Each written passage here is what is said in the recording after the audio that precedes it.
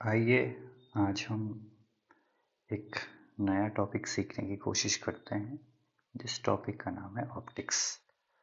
Optics को कहेंगे प्रकाशिकी। हम यहाँ इसके बारे में किसी पर्टिकुलर क्लास की बात नहीं करेंगे।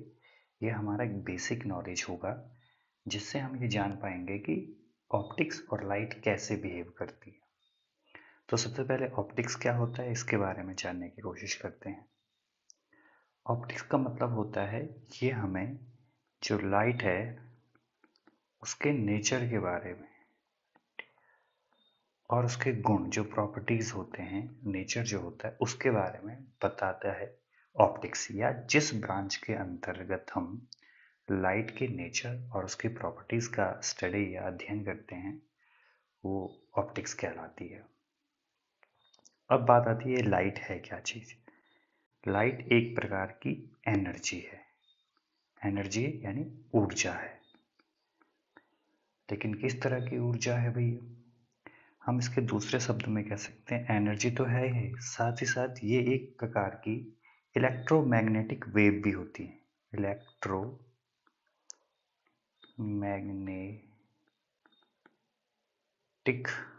वेव, हिंदी में इसको कहें या वैद्युत चुंबकीय तरंग है। तो अब शब्द आता है ये इलेक्ट्रोमैग्नेटिक तरंग या इलेक्ट्रोमैग्नेटिक वेव होती क्या चीज है। वर्ड तो आया लेकिन इसको समझना भी जरूरी है। जब हमारी लाइट मैग्नेट और इलेक्ट्रिक की तरह बिहेव करे, उनकी तरह चलने लगे, तो इसे ही जो है इलेक्ट्रोमैग्नेटिक वेव कहते हैं। और इस इलेक्ट्रोमैग्नेटिक वेव को थ्योरी को देने वाले जो साइंटिस्ट थे उनका नाम था मैक्सवेल। इलेक्ट्रोमैग्नेटिक वेव के बारे में बताने वाले मैक्सवेल थे। अब इन्होंने जो चीज़ बताई थी वो ये बताई थी कि एक बारी जो हमारी लाइट है वो इलेक्ट्रिकल वेव की तरह और मैग्नेटिक वेव की तरह 90 डिग्री पे एंगल पे घूमती है। इसके बारे में हम बाद में बात करेंगे, फिलहाल हमारे लिए इतना ही काफ़ी है। माना है ये आपकी यहाँ पे कोई ऑब्जेक्ट है और यहाँ पे आपकी आंखें हैं। माना कोई लाइट रेज आती है तो वो माना कोई लाइट वेव आती है तो वो इस ऑब्जेक्ट पे टकराने के बाद या रिफ्लेक्ट होने के बाद आपकी आंखों पे आती है। और आपकी आंखों में आने के बाद वो आपकी आंखों के पीछे रेटिना होता है, जैसे आंखों का पर्दा भी कहते हैं, इस पे इसकी इमेज बन जाती है। इस तरीके से हमें जो है चीज़ें दिखाई देती हैं। फिर इस रेटिना के बगल से हमारी ऑप्टिक नर्व होती है जो इस सूचना को हमारे ब्रेन तक ले जाती है और ब्रेन जो है उस सूचना को पढ़ता है, डिकोड करता है और तब चीज़ें हमें दिखाई देती है। तो कुल मिला के बात यह है कि बिना लाइट के हम किसी भी ऑब्जेक्ट को देख नहीं सकते हैं। अब नया टॉपिक आता है सोर्स ऑफ लाइट। अब लाइट के जो सोर्स है यानी लाइट कहाँ से उत्पन्न होती है, तो उस सोर्स के आधार पे हम दो भागों में बांटते हैं सोर्स ऑफ लाइट को। कुछ वस्तुएं जो होती हैं उनको हम ल्यूमिनस कहते हैं, ल्यूमिनस ऑब्जेक्ट कह सकते हैं, और कुछ जो होती हैं नॉन ल्यूमिनस। हम ये बहुत बचपन से पढ़ते आ रहे हैं। ल्यूमिनस का मतलब होता है प्रदीप्त वस्तुएं, और नॉन ल्यूमिनस का मतलब होता है, हिंदी में इसको कहते हैं अदीप्त वस्तुएं। प्रदीप्त वस्तुएं वह होती हैं जिनका स्वयं का प्रकाश होता है, यानी जिनसे प्रकाश उत्सर्जित होता है, जिनसे लाइट निकलती है। जैसे हमारा सबसे कॉमन एग्जांपल हो गया हमारा सन हो गया, सूर्य हो गया, या फिर हमारा बल्ब हो गया। ये हमारे सबसे कॉमन एग्जांपल हैं। और नॉन ल्यूमिनस जितने भी और बाकी चीज़ें आप देख सकते हो, जैसे मून हो गया, या जिनसे खुद की लाइट नहीं निकलती है, ऐसे ऑब्जेक्ट को हम नॉन ल्यूमिनस या अदीप्त वस्तुएं कहते हैं। इसके अलावा दो चार चीज़ें और है जो हमें पता ही होंगी, फिर भी थोड़ा एक बार रिवीजन जैसा कर ही लेते हैं। तो ट्रांसपेरेंट, ट्रांसपेरेंट का मतलब होता है या हिंदी में इनको कहते हैं पारदर्शक या पारदर्शी, ट्रांसपेरेंट ऑब्जेक्ट, यानी वे ऑब्जेक्ट जिनसे लाइट आसानी से आर पार जा सकती है। माना ये कोई ऑब्जेक्ट है, इस ऑब्जेक्ट पे से अगर कोई लाइट की रेस निकल रही है तो इसके आर पार जा सकती है। ऐसे ऑब्जेक्ट को हम ट्रांसपेरेंट कहते हैं, या आप दूसरे शब्दों में कहते हैं कि जिन वस्तुओं के हम आर पार देख सकते हैं। जैसे हमारा क्या हो गया, कांच हो गया, सबसे आसान सा है जो हम अपनी डेली लाइफ में देखते हैं। दूसरा हो गया हमारा ट्रांसल्यूसेंट, जिसको हम कहते हैं अर्धपारदर्शी, अर्धपारदर्शी।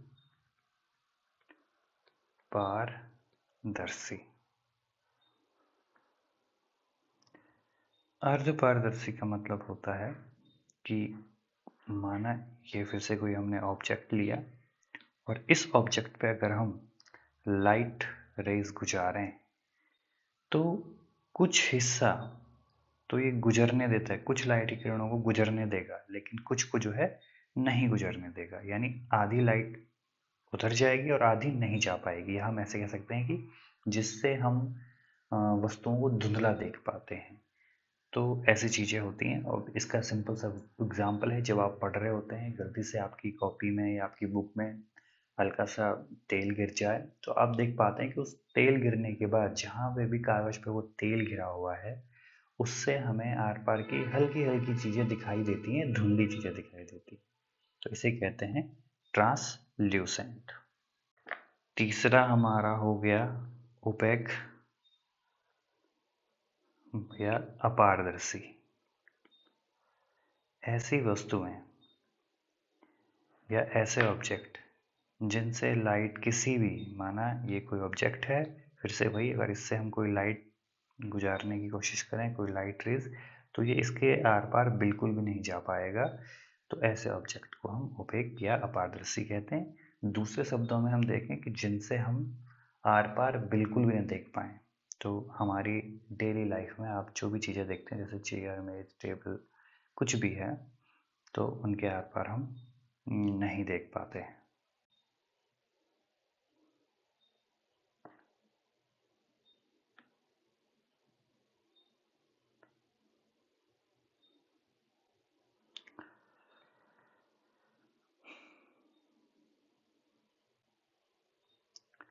अब है प्रॉपर्टीज ऑफ लाइट, यानी लाइट के गुण। प्रॉपर्टीज यानी गुण। तो आपको हमेशा याद रखना है कि लाइट हमेशा एक सिंपल लाइन में गुजरती है, यानी सीधी रेखा में गुजरती है। एक तो ये मेन चीज होगी।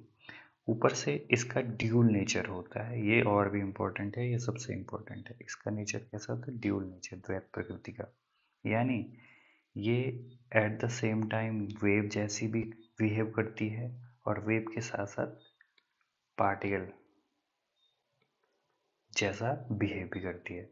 तो वेव और पार्टिकल फंक्शन के बारे में हम बाद में डिटेल से अध्ययन करेंगे। अभी हमारा मेन मकसद है बेसिक को समझना। बेसिक के लिए हमारे पास इतना ही जरूरी है। अच्छा, इसके साथ साथ इसके नेचर में हम ये भी जहाँ समझ सकते हैं कि हमने आगे ऊपर जब हम देख रहे थे, हमने आगे पढ़ा था कि ये एक इलेक्ट्रोमैग्नेटिक वेव की तरह बिहेव करती है। अब इलेक्ट्रोमैग्नेटिक वेव होने की वजह से इसका सबसे बड़ा फायदा यह है कि ये किसी भी मीडियम में, यानी किसी भी माध्यम में गति कर सकती है या चल सकती है। यानी इसके लिए न किसी तार की आवश्यकता है, न हवा की आवश्यकता है, न चीज़ों की आवश्यकता है। यानी माध्यम हो तब भी कोई दिक्कत नहीं है, ना भी हो तब भी कोई दिक्कत नहीं है। तो ये फायदा होता है इलेक्ट्रोमैग्नेटिक वेव्स होने का, कि ये बिना मीडियम के भी आराम से एक जगह से दूसरी जगह आ जा सकती हैं। जैसे एग्जाम्पल मीडियम का अगर आप समझें, जैसे साउंड के लिए या ध्वनि के लिए एक मीडियम का होना बहुत जरूरी है। अगर आसपास सॉलिड, लिक्विड या गैस में से तीनों चीज़ों में से कोई भी ना हो तो हमें जो है साउंड सुनाई नहीं देगा। और जैसे हम आपने सुना भी होगा, अंतरिक्ष में जब अंतरिक्ष यात्री जाता है, स्पेस में जाता है, तो स्पेस में हम कितना भी चिल्लाएं, क्योंकि वहाँ मीडियम नहीं है, न कोई गैस है वहाँ पे, ना ही लिक्विड और ना ही कोई सॉलिड है, जिसकी वजह से जो साउंड की वेव्स हैं हम तक नहीं आ पाती। लेकिन हम अर्थ पे बिल्कुल आसानी से सुन सकते हैं।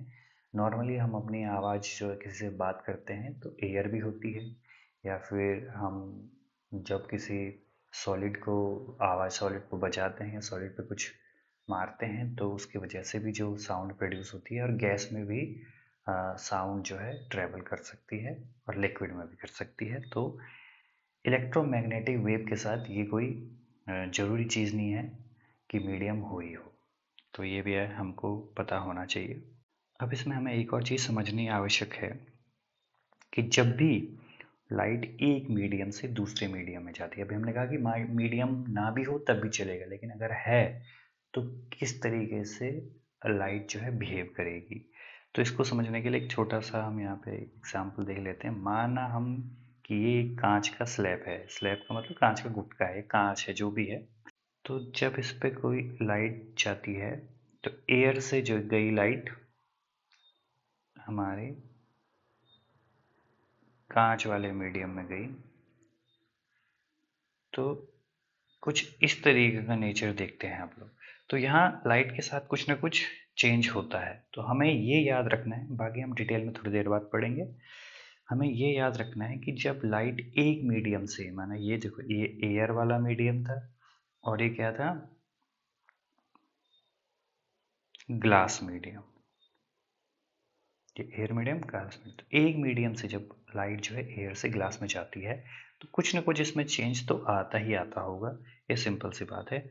और इसमें दो चीज़ें आपको पता होनी चाहिए कि क्या आता है। एक तो चेंज आता है लाइट की स्पीड, लाइट की स्पीड में चेंज कम होता है ज़्यादा होता है ये हम बाद में देखेंगे, लेकिन स्पीड चेंज हो जाती है, याद रखना है, इंपॉर्टेंट है, स्पीड चेंज हो जाती है। अब दूसरी चीज़ क्या चेंज हो जाती है इसका, दूसरी चीज़ जो चेंज होती है वो होता है वेवलेंथ।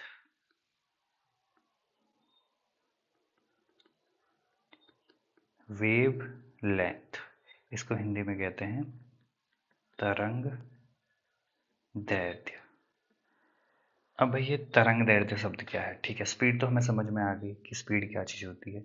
एक वेव लेंथ तो सिंपल सी है, वेव की लेंथ, वेव की लंबाई। तो आइए इसको समझने की कोशिश करते हैं। माना एक वेव को हमने जब भी देखा है तो हम वेव को इस तरीके से दिखाने की कोशिश करते हैं। हमने बहुत बार देखा है कि वेव हम जो है ऐसे देखते हैं। तो इसमें कुछ टर्म्स हैं जो हमें याद रखने हैं, समझने हैं। तो सबसे पहले जो ये ऊंचाई वाले हिस्से हैं, जैसे एक ये हो गया, ये आगे पिछले चलते जाएं, तो इन ऊंचाई वाले हिस्सों को कहते हैं क्रेस्ट। क्रेस्ट, इसको इंग्लिश में लिखना चाहें, बच्चों को दिक्कत होती है प्रोनाउंस में, तो आप क्रेस्ट लिख सकते हैं। क्रेस्ट का मतलब होता है, ऐसा हिंदी में इसको कहते हैं श्रृंग, हिंदी के नाम भी हमें पता होने चाहिए, श्रृंग कहते हैं, यानी जो सबसे ऊपर की साइड गया है।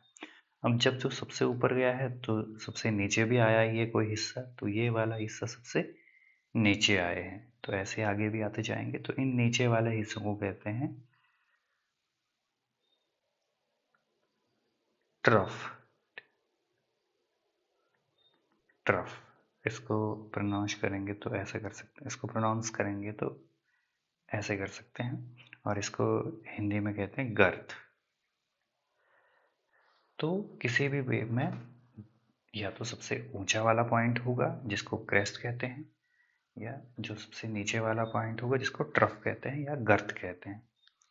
तो वेवलेंथ क्या होती है, आप इसको कह सकते हैं कि एक क्रस्ट से लेकर यहाँ तक की दूरी, ये जो देख रहे हैं एक क्रस्ट से लेकर दूसरे क्रस्ट तक की दूरी, या फिर सेम चीज हम ये इन दोनों के लिए भी कह सकते हैं कि एक ट्रफ से लेकर दूसरे ट्रफ के बीच की जो लेंथ होती है, इसी को ही हम वेव लेंथ कहते हैं। अगर ये लेंथ ज़्यादा है तो हम कहते हैं कि बड़ी वेव लेंथ है, और अगर हम ये कहते हैं कि ये लेंथ जो है छोटी है तो हम इसको छोटी वेव लेंथ का कहते हैं। ये भी बहुत काम आता है आगे, लेकिन ये हायर क्लास के लिए है, अभी हम उतना डिटेल नहीं चलेंगे, हमें अपना बेस क्लियर करना है और जितना ज़रूरी है उतना हमने अभी इसमें समझ लिया है।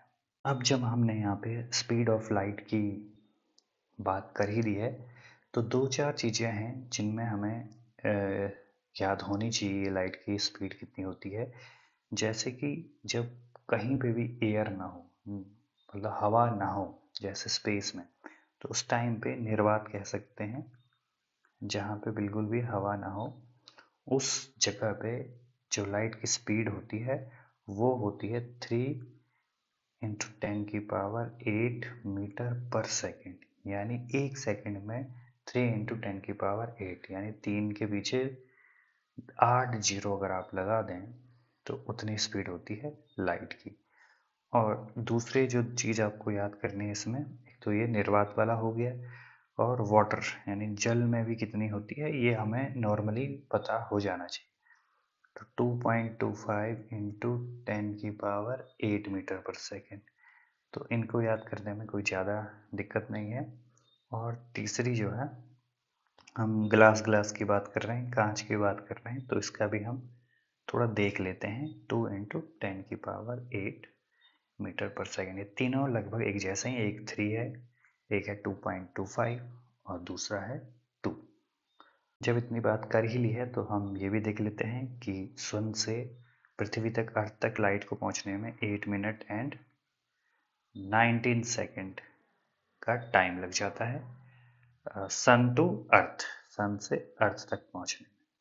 अब एक और चीज़ है हमारे पास, मून। उस मून से भी अर्थ तक लाइट आती है, भले ही ये सन की लाइट ही टकरा के आती है, लेकिन उसको आने में कुछ टाइम लगता है, और वो टाइम होता है 1.28 सेकेंड का।